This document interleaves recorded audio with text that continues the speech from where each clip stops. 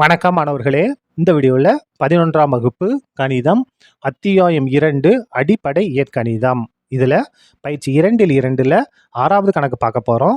என்ன கொடுத்துருக்காங்க பாருங்க. தீர்க்க modulus of 5x minus 12 less than minus 2. இதனுடைய தீர்வை நம்ம கண்டுபிடிக்கணும். அதாவது இந்த மாடுலஸ் இருக்கு இல்லையா, இதோட மதிப்பு எப்பயுமே என்னவா தான் இருக்கும், ப்ளஸில் தான் இருக்கும்.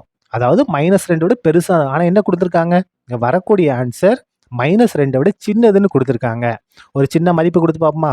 எக்ஸுக்கு பதிலாக நம்ம என்ன கொடுக்கலாம், 0 கொடுங்க.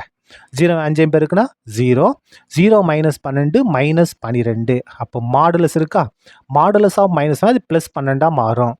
12 லெஸ் தென் 2 பாருங்க. இது சுருக்குனா 12, இந்த லெஸ் தென் -2.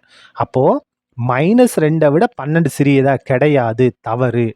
அப்போது இவருடைய மதிப்பு நமக்கு எப்பயுமே எப்படி தான் இருக்கும், ப்ளஸில் தான் இருக்கும். எதை விட பெருசாக இருக்கும், -2 விட பெருசாக தான் இருக்கும்.